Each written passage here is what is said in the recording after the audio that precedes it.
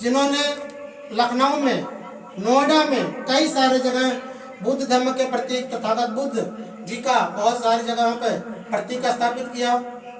राष्ट्रीय बौद्ध शोध संस्थान उन्होंने लखनऊ में बनाया और बुद्ध धर्म के प्रचार प्रसार के लिए बहुत सारे बौद्ध भिक्षुओं को उन्होंने सम्मानित करने का काम किया।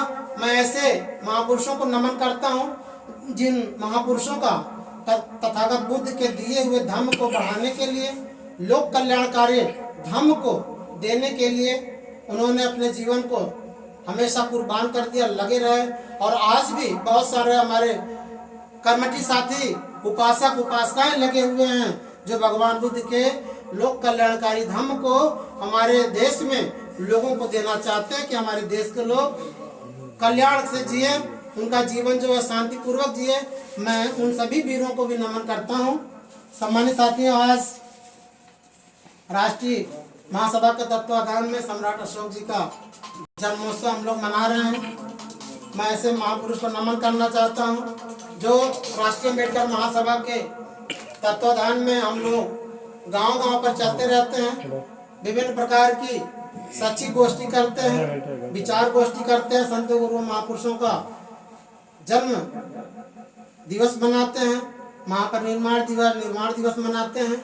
हम लोगों का यही थीम होता है कि हमारे देश के लोग जागरूक हो जाएं, सक्रिय हो जाएं, अपना भविष्य संवारने के लिए, अपने समाज को संवारने के लिए, अपने देश को संवारने के लिए, तो हमारा देश बुद्ध धर्म के पथ पर अग्रसर होगा। मैं सम्राट अशोक जी के कर कमलों में उनके अर्पित करता हूँ। मैं अपना एक गजल है, उम्मीद करता हूँ आप सबको पसंद आएगा। सुनिएगा। हम सभी को साथ लाना चाहते, हम सभी को साथ लाना चाहते, सो गए को हम जगाना चाहते। हम सभी को साथ लाना चाहते, सो गए को हम जगाना चाहते। संगठित हो जाओ यारों आपको, संगठित हो जाओ यारों आपको, किंग मेकर हम बनाना चाहते, किंग मेकर हम बनाना चाहते। किंग मेकर का मतलब होता है राजा बनाने वाला।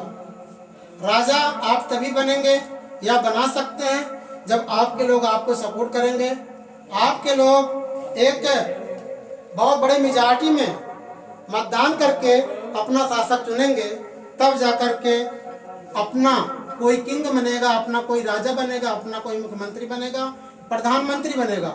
अगर अपना मुख्यमंत्री प्रधानमंत्री नहीं बना सकते हो, कम से कम इतना पावर तो अपना प्राप्त कर लो कि आप जिसको चाहे शासन में मुख्यमंत्री बना लो, राष्ट्रपति बना दो, प्रधानमंत्री बना दो। वही मैंने लिखा है, संगठित हो जाओ यारों आपको, किंग मेकर हम बनाना चाहते। वोट अपना ना कभी भी बेचना, वोट अपना ना कभी भी बेचना, शक्तिशाली है बताना चाहते। हमारा जो एक एक वोट है बहुत बड़ा शक्ति है, शक्तिशाली आज वोट ही है। जो जितना ज़्यादा वोट पा जा रहा है, सबसे ज़्यादा वोट पा जा रहा है, वही आज विजयी हो रहा है, वही एमपी बन रहा है, एमएलए बन रहा है, सीएम बन रहा है, पीएम बन रहा है। इसीलिए साथियों मैंने लिखा है, वोट अपना ना कभी भी बेचना, वोट अपना ना कभी भी बेचना, शक्तिशाली है बताना चाहते। संगठित होकर सभी मतदान कर, संगठित होकर सभी मतदान कर, भीम जी का राज लाना चाहते। संगठित होकर सभी मतदान कर, भीम जी का राज लाना चाहते।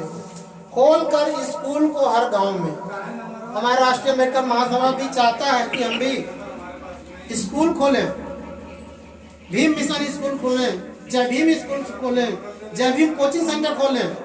इसमें सतत हम लोग प्रयासरत भी हैं, लेकिन देखिए कब हमारा हम लोगों का प्रयास पूरा होता है, स्कूल खुलता है। वही मैंने लिखा है, खोलकर स्कूल को हर गांव में, खोलकर स्कूल को हर गांव में, बुद्ध फूले को पढ़ाना चाहते।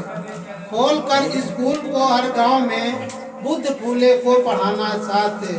था गुरु भारत हमारा विश्व गुरु, था गुरु भारत हमारा विश्व का, हमारे भारत को विश्व गुरु कहा जाता है। लेकिन आज हमारा भारत बहुत सारे मायने में विदेशों में स्तुति हो रहा है। ये हमारे लिए बड़े शर्म की बात है, क्योंकि हमारे भारत में जहाँ पर प्रेम भाव का एक नदियाँ बहा करती थी, प्रेम भाव का एक धारा बहा करता था। आज यहाँ पे हिंदू मुस्लिम की लड़ाई चल रही है, एक दूसरे को नीचे दिखाने में लगे हुए हैं। तो वही है जो हमारा भारत पहले विश्वगुरु था, वही विश्वगुरु हम लोग फिर से बनाना चाहते हैं। वही हमने लिखा है, था गुरु भारत हमारा विश्व का, था गुरु भारत हमारा विश्व का, हम गुरु फिर से बनाना चाहते। अब जगो संघर्ष कर हक आप लोग। मैं सभी से आह्वान करता हूँ, उपस्थित जनसमूह से, कि अब जगो संघर्ष कर हक आप लोग, अब जगो संघर्ष कर हक आप लोग, हम 85 को जगाना चाहते। कर गया आज़ाद हमको संविधान, कर गया आज़ाद हमको संविधान, संविधान को हम बचाना चाहते। हमारा राष्ट्रीय अम्बेडकर महासभा का मूल थीम भी है, संविधान बचाओ देश बचाओ। हम लोगों का एक आंदोलन है, संविधान बचाओ आंदोलन, उसमें सभी का साथ चाहता हूँ और वही मैंने लिखा भी है। कर गया आज़ाद हमको संविधान। आज हमारा भारतीय संविधान बाबा साहब डॉक्टर भीमराव अम्बेडकर ना दिए होते तो आज भी हमारा देश गुलाम होता, जितने भी लोग हम लोग हैं गुलामी होते। कर गया आज़ाद हमको संविधान, संविधान को हम बचाना चाहते। संविधान को भी इतने संशोधित कर दे रहे हैं, उसकी जो अच्छाइयाँ उसको हटा हटा करके उसमें ऐसे ऐसे प्रावधान ला दे रहे हैं। जो जनहित के काम थे वो एक तरह से व्यावसायिक हो जा रहा है। जो सरकारी चीज़ थी, जो हमारा भारत का रत्न हुआ करते थे, उनका भी निजीकरण कर दिया जा रहा है, जो कि सर्वथा गलत है।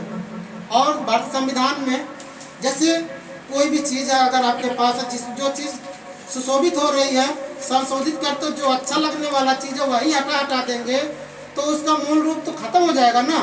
वही मैंने लिखा है, जो संविधान को लहूलुहान कर दिया, संशोधित कर करके संविधान को ख़त्म करने की बात कर रहे हैं, संविधान बदलने की बात कर रहे हैं, ऐसे लोगों पे कार्रवाई होनी चाहिए, उनको जेल के अंदर जाना चाहिए।